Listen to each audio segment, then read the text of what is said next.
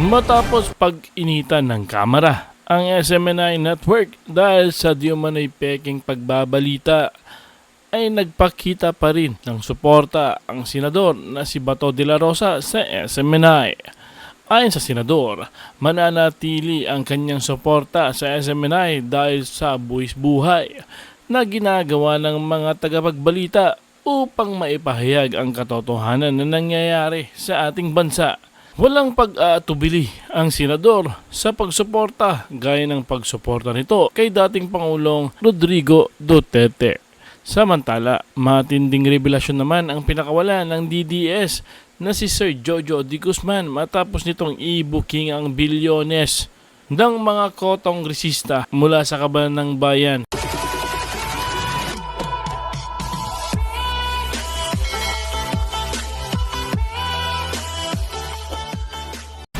We would like to know, kasi baka naman tainted itong source mo, whether this was politically motivated. In fact, hindi ko nga alam kung bakit na pinalabas yung 1.8 billion pesos yung traveling expenses ni Speaker, when in fact, for your enlightenment, Yusek Lorraine and Ka Eric, Mr. Chair, andito po yung finance officer natin. Nandito po din kanina si Secretary General Velasco. Para madinigo lang ninyo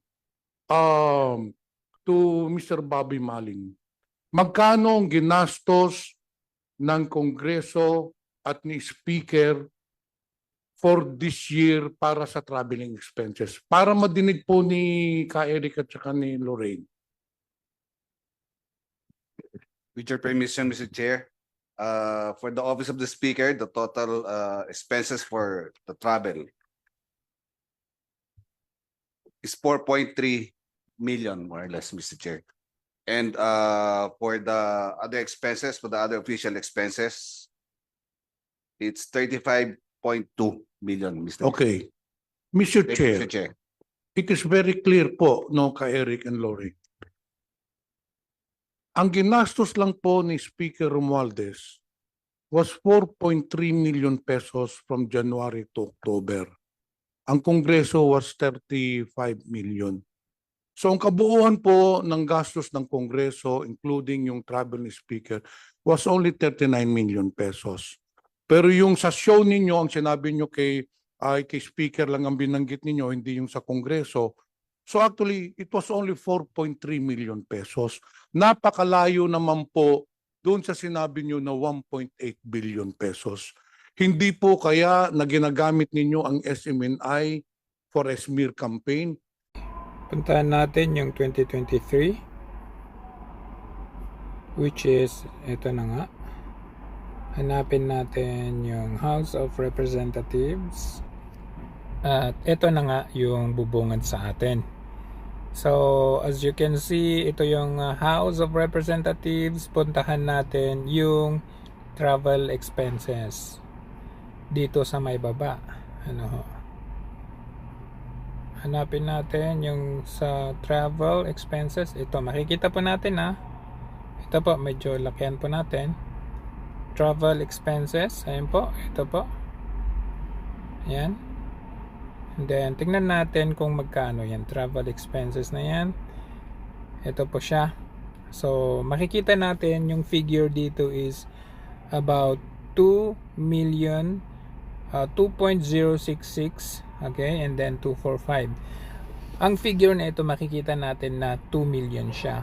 Pero since ang nakalagay naman dito ay in thousands, ayan po, nakalagay po dito ayan po, in 1,000 pesos. Kung ano man ang nakikita natin na figure dito sa may right side, ibig sabihin yan, i-multiply by 1,000 po yan. Yan po ang ibig sabihin yan. Just to prove you. Ayan po sabi dito, all numbers on the page are rounded down and should be multiplied by 1,000 to get the full estimation or estimate of information. For example, kung merong reported na 1,200, i-times or i-multiply by 1,000 mo yun, lalabas na 201 200,000 yun. So, balikan natin yun yung budget. With this, ang budget for 2023 travel expenses is 2,066,245,000. So, kung 2,066,000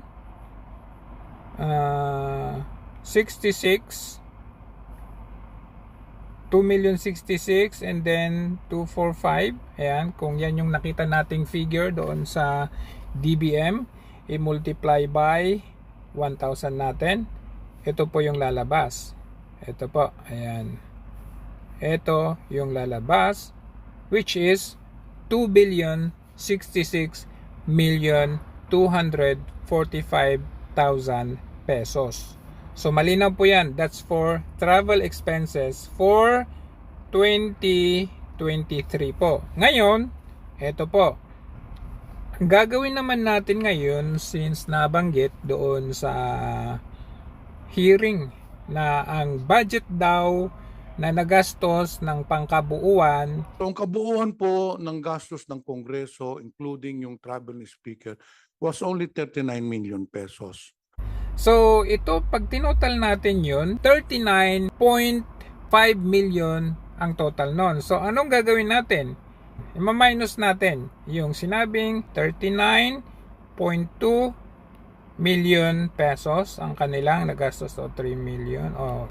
So, dahil lang nagastos daw nila nung taong 2023 ay 39.2 million. So, ayan.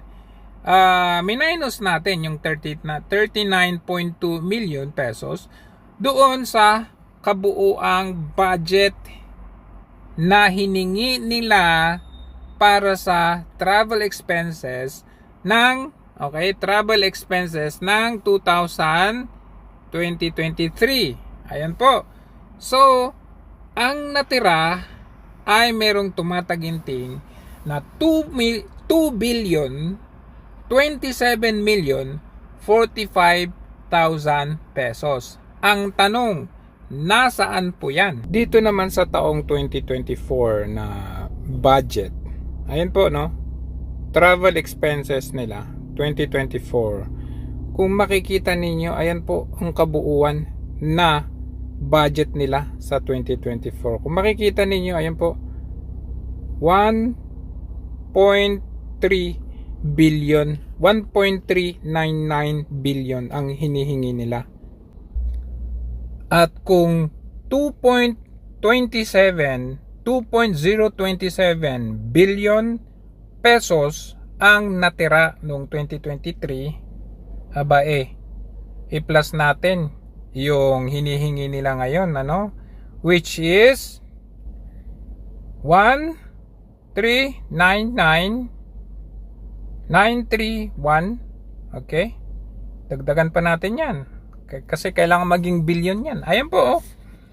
So, 1.399 billion pesos nung itong taon na ito.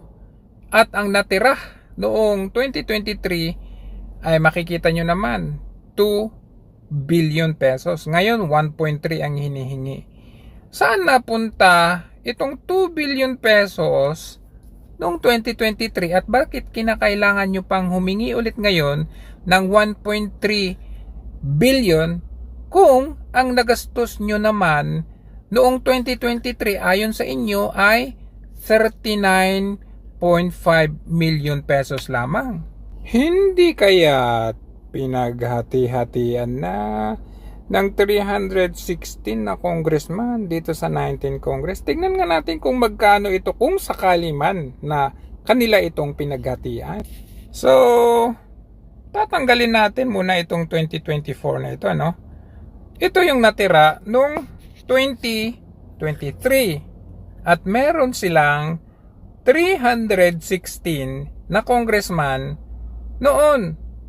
So, pag hahati-hatian nila ito, ayan, divided by pala, divided by 316, meron silang humigit kumulang 6.4 million pesos bawat isa sa kanila? Kasi yun ang tinatanong natin. Sila na rin mismo ang nag-expose sa kanilang mga sarili na ang kanilang ginastos ay 39.5 million pesos. Kung 39.5 million pesos, saan napunta yung 2 billion na natira? Kasi humihingi na naman kayo ngayon ng 1.399 billion.